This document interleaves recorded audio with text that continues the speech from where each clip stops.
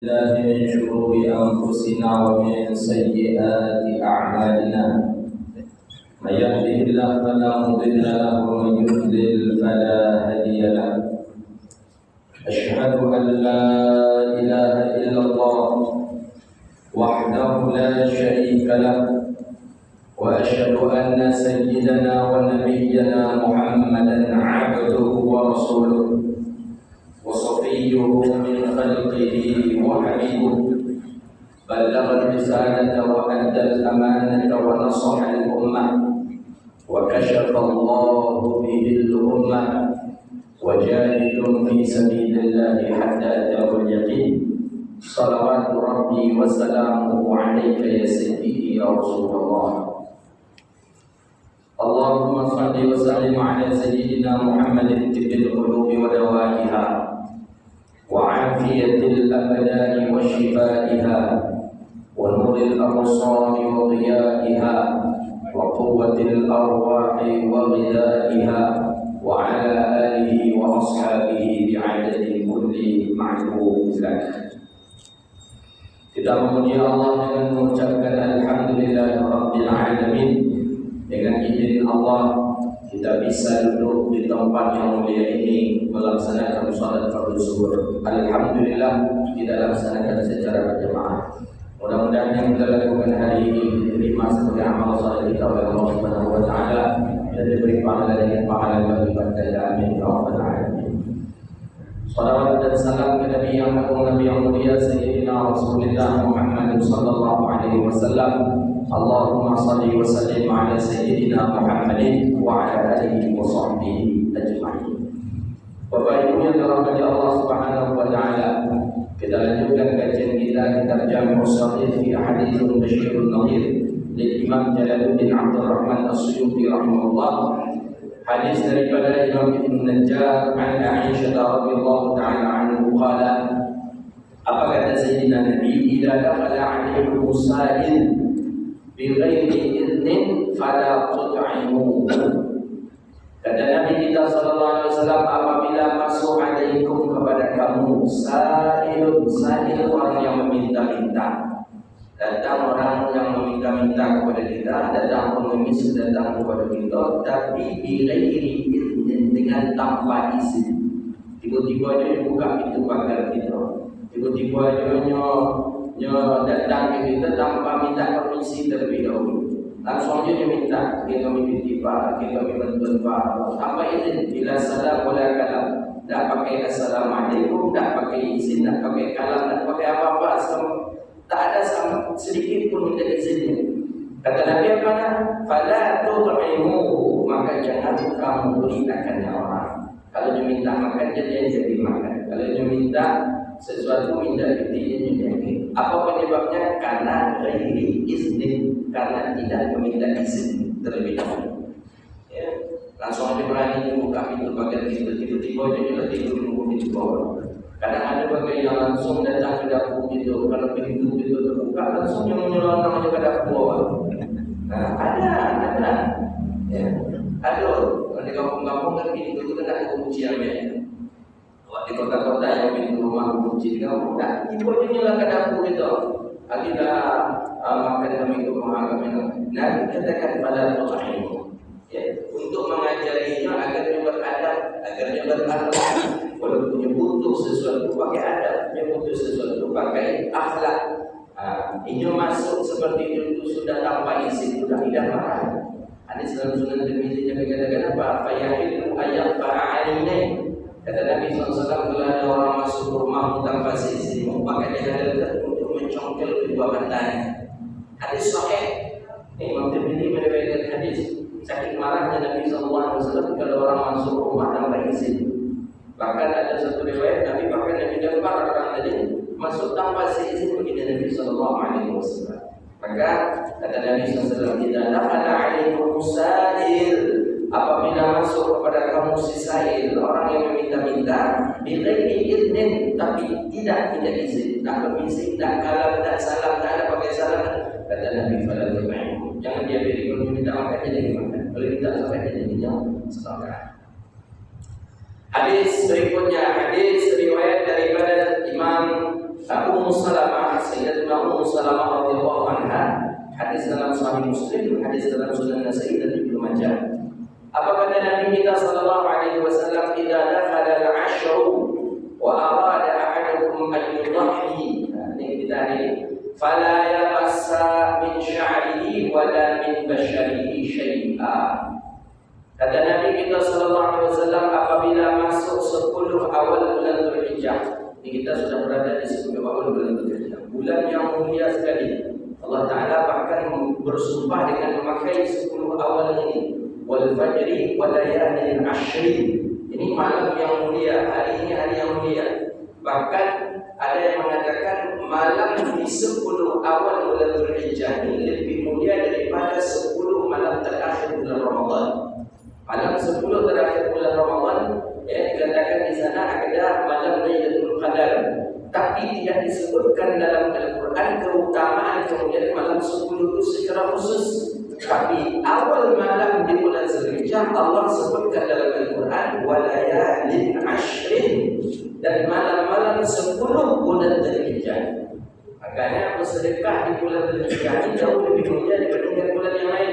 Puasa di bulan Dzulhijjah ini jauh lebih mulia dibandingkan bulan yang lain. Maka ada amalan khusus, tidak ada diperintahkan kita di hari-hari yang lain untuk melakukan takbir, tahmid, tasbih, tapi diperintahkan di hari 10 awal bulan Dzulhijjah. Dan dikatakan itu dalam riwayat hadis. Ketika masuk 10 awal bulan Dzulhijjah, kata Nabi, "Fa'akthiru minat tahlili wat takbir wat tasbih wat tahmid." Perbanyak mengucapkan takbir, Allahu Akbar, Allahu Akbar, Allahu Akbar. Perbanyak mengucapkan tahlil, la ilaha illallah, wa tahmid, alhamdulillah, tasbih, Allah subhanallah. Nah, itu jelas riwayat hadis ini. Maka itulah dalam ulama fikih mengatakan takbir itu ada dua, ada takbir muqayyad, ada takbir mutlak. Nah, takbir mutlak itu tanggal 1 Dzulhijjah sampai tanggal 9 Dzulhijjah itu mutlak. Sedangkan takbir muqayyad ma yalihi al-faraid, ma yalihi yang mengiringi salat fardu. Siap zuhur takbir tidak, siap asar nanti takbir, siap maghrib takbir, itu namanya takbir muqayyad. Kapan takbir muqayyad disunahkan? Tanggal 10 Dzulhijjah, mulai malam tanggal 10 Dzulhijjah itu, malam hari raya itu, malam lebaran itu, malam takbir dan dilakukan kita takbir muqayyad namanya. Kalau takbir mutlak dari sekarang sudah dilakukan. Sama nyetir kita di mana-mana baca takbir itu disunahkan di 10 awal bulan Dzulhijjah. Nah, ada kesunahan yang lain. Wa ahadukum an yudhi, apabila masuk 10 awal bulan Dzulhijjah dan berkeinginan salah seorang kamu, kata Rasulullah, bahwa yudhi. Yudhi ini kalau kita tengok ke dalam beberapa kamus, yudhi dengan makna yudhi dengan makna menyembelih. Bukan sekedar dia berkorban saja, tapi dia menyembelih. Maka yudhi namanya. Apa kata baginda Nabi? Fala yamassa, maka jangan dia menyentuh. Maksudnya, maka hendaklah dia menahan. Apa saja yang dia tahan, daripada rambutnya, kemudian daripada bulu-buluannya, daripada tubuhnya akan sesuatu. Ada yang mengatakan kuku juga, zafrihi kuku, dengan rambut, dengan bulu-buluan di tubuh, hendaklah ditahan sampai hewan kita disembelih. Ini berbeda pendapat ulama dalam bab ini. Mazhab kita Syafi'i, Al-Imam Syafi'i rahimahullah taala tidak mengadakan sunnah untuk menahan rambut, kuku dan bulu-buluan di awal 10 bulan Dzulhijjah.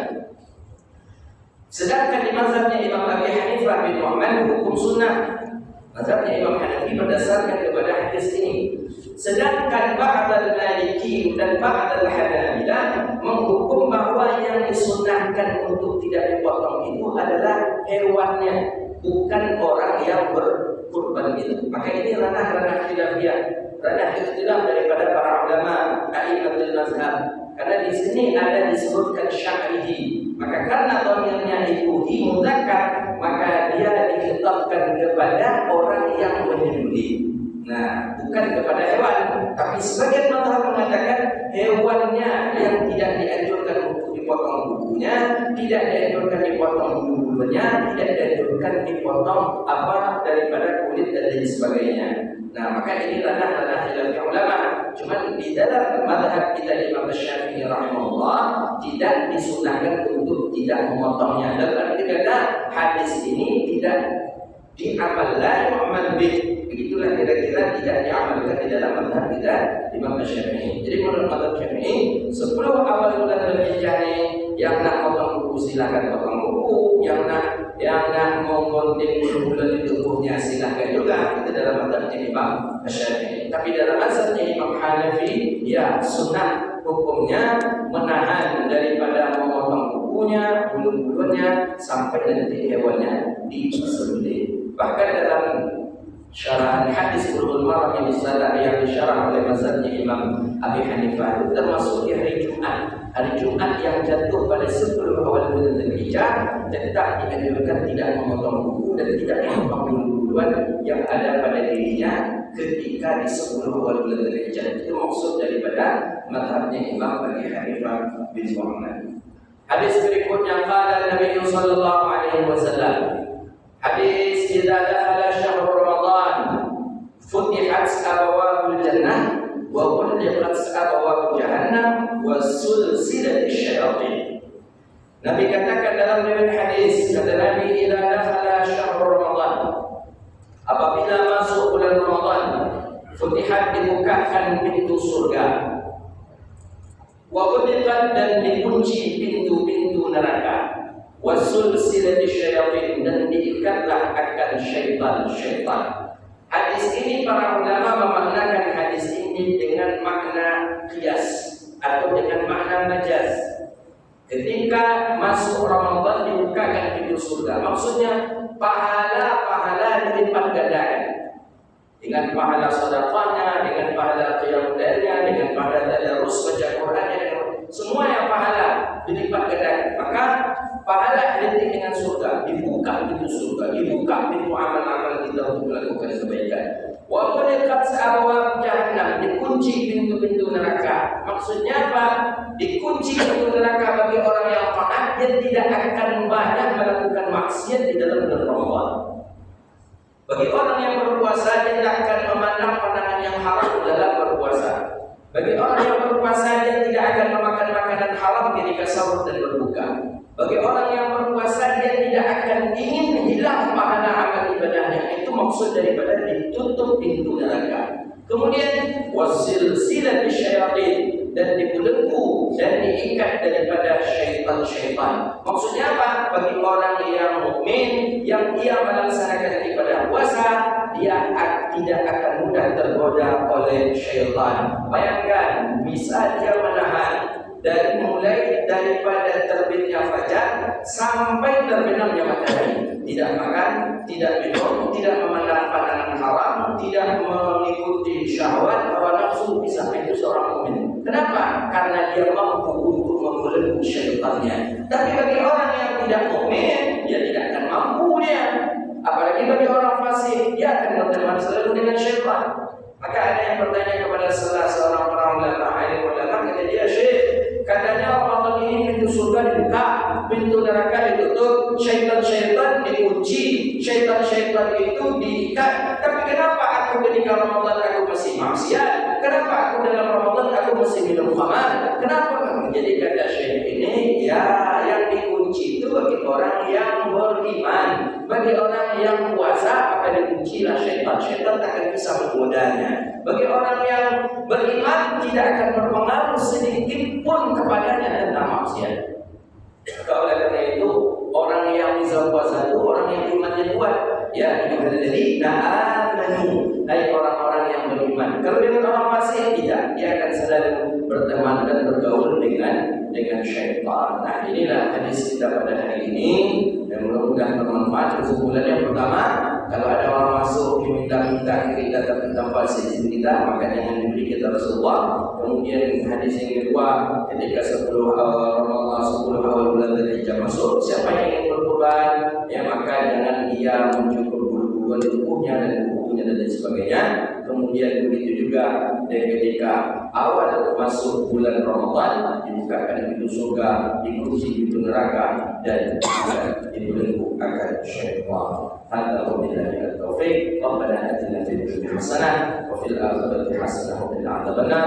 Wassallallahu ala nabiyyina Muhammadin wa ala alihi wa sahbihi ajma'in. Alhamdulillahirabbil alamin. Assalamualaikum